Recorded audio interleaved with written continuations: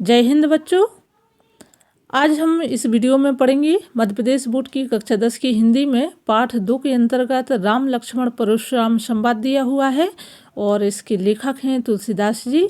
तो सबसे पहले हम कवि परिचय देखेंगे, कवि के बारे में महत्वपूर्ण जानकारी जो कि आपकी परीक्षा की दृष्टि से उपयोगी है तो उसको पढ़ लेंगे। फिर इसके बाद हम इसके जो पद हैं उनका भावार्थ भी देखेंगे और प्रश्नोत्तर भी पढ़ेंगे। बच्चों, मैं आप लोगों से कहना चाहती हूँ कि आप लोगों की कक्षा 10वीं की प्लेलिस्ट बनी हुई है, तो आप लोग प्लेलिस्ट में जाकर के आपकी पाठ से संबंधित और विषय से, हिंदी विषय से संबंधित संपूर्ण जानकारी दी हुई है, तो प्लेलिस्ट में जाकर के पढ़ सकते हैं। और साथ में आप लोग कमेंट भी लिखिए कि कमेंट के माध्यम से और आपको किस तरह से वीडियो चाहिए। इस चैनल का नाम साहित्य HBS है। इसके अलावा आप लोग इसे आनंदम MP क्लासेस के नाम से भी सर्च कर सकते हैं। तो चलो सबसे पहले हम कवि परिचय देख लेते हैं। कवि के बारे में जो संक्षिप्त महत्वपूर्ण जानकारी है जिसकी पेपर में आने की लगभग संभावना बनी रहती है। महाकवि तुलसीदास जी का जन्म सन 1532 में उत्तर प्रदेश के बांदा जिले के राजापुर नामक गांव में हुआ था। तो हमें क्या याद रखना है कि तुलसीदास जी का जन्म 1532 में उत्तर प्रदेश के बांदा जिले के राजापुर गांव में हुआ था। अब बच्चों, आप लोगों को ये सन कैसे याद करनी है, तो 1500 तो आपको याद करनी ही है। 32 कैसे याद करेंगे, तो कहते हैं कि तुलसीदास जी का जन्म हुआ था जब उस समय उनके पूरे 32 दांत थे, जबकि बच्चों के दांत नहीं होते जन्म के समय, लेकिन तुलसीदास जी के 32 दांत निकले हुए थे। इसलिए आप लोग याद रखिए कि इनका जन्म कब हुआ था। 1532 उत्तर प्रदेश के बांदा जिले के राजापुर नामक गांव में हुआ था। कुछ विद्वान उनका जन्म स्थान सौरों जिला कासगंज मानते हैं।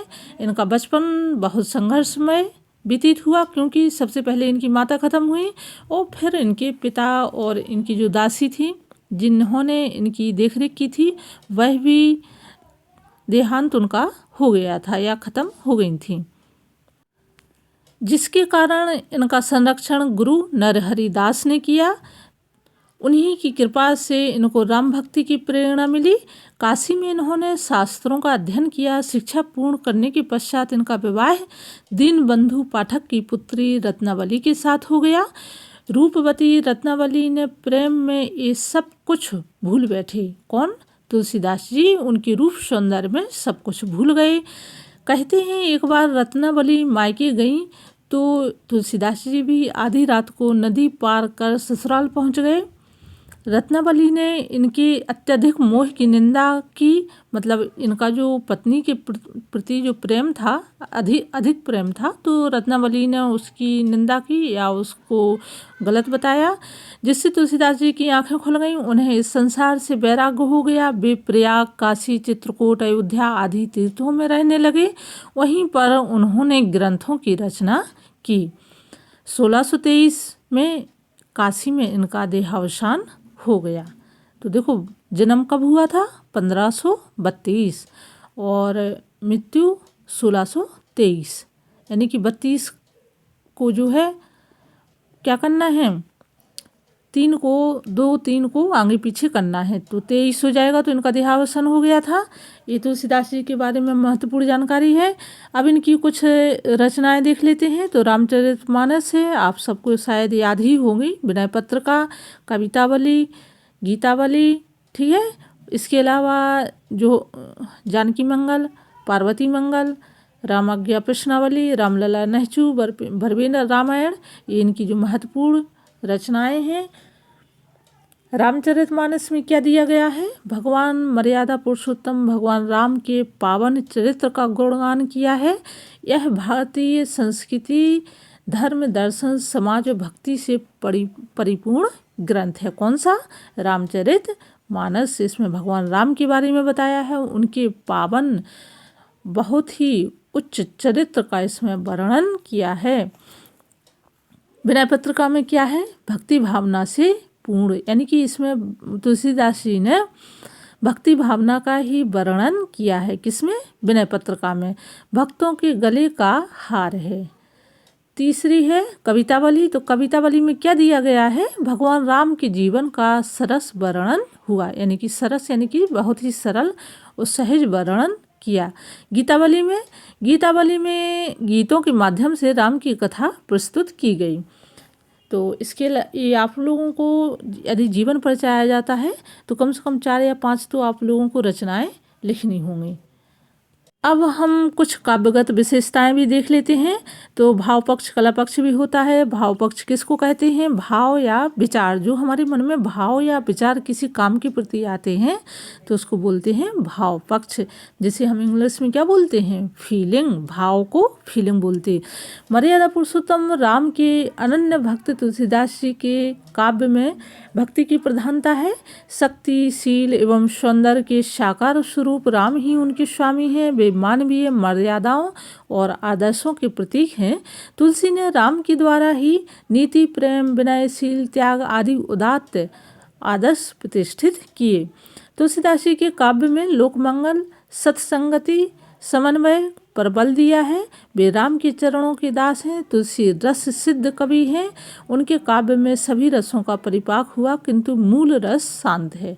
कहने का अर्थ है कि तुलसीदास जी ने सभी रसों का प्रयोग किया, लेकिन सबसे अधिक किस रस का प्रयोग किया, शांत रस का। तुलसीदास जी ने भगवान राम से ही नीति, प्रेम, विनय, शील, त्याग और उदात्त आदर्श उनके भगवान राम के बारे में बताया है, प्रतिष्ठित किया, लिखा है अपने ग्रंथ में। तो इनकी क्या हो गए, तुलसीदास जी की भाव पक्ष हो गए, भाव या विचार। कला पक्ष में हम देखते हैं, कला पक्ष में होता है कि जो लेखन कार्य होता उसको किस ढंग से लिखा गया, कौन सी भाषा प्रयोग की है, किस शैली का प्रयोग किया है, रस, छंद, अलंकार क्या है आदि, ये कला पक्ष के अंतर्गत आ जाते हैं। तो भाषा एवं शैली, तो तुलसीदास जी ने ब्रज एवं अवधी भाषाओं का साधिका प्रयोग किया है। उनकी शुद्ध साहित्यिक भाषा में राजस्थानी, भोजपुरी, बुंदेलखंडी आदि के शब्द मिलते हैं। तुलसीदास जी ने स्वयं के पूर्व कवियों द्वारा प्रयोग किए लगभग सभी शैलियों को अपनाया। उन्होंने प्रबंध एवं मुक्तक दोनों प्रकार की काव्य रचना की। अलंकारों का स्वाभाविक सौंदर्य दर्शनीय है। दोहा, चौपाई, कवित्व, पद, सवैया आदि विविध छंदों का प्रयोग तुलसीदास जी ने अपने काव्य में किया है।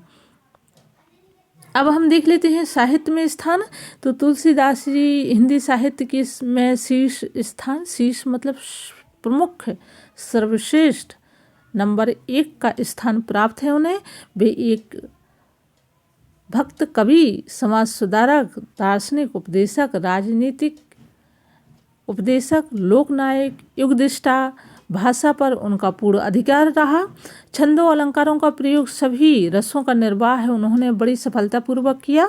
लोकप्रियता, भाव पक्ष, कला पक्ष की दृष्टि से कोई कवि उनकी समानता नहीं कर सकता। वास्तव में सत्य है कि कविता करके तुलसी ना लसे, कविता लसी पा तुलसी की कला। एक तुलसीदास जी के बारे में ये जो है पंक्तियाँ कही गई हैं।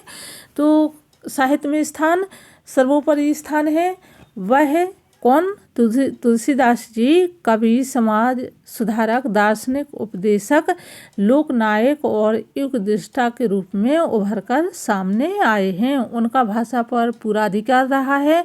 उन्होंने सभी प्रकार के छंदों अलंकारों का प्रयोग सफलतापूर्वक किया है और उनके जो भाव पक्ष और कला पक्ष की दृष्टि से कोई कवि उनकी समानता नहीं कर सकता। मतलब तुलसीदास जी एक बड़े और महान कवि के रूप में उभर कर हिंदी साहित्य में आए।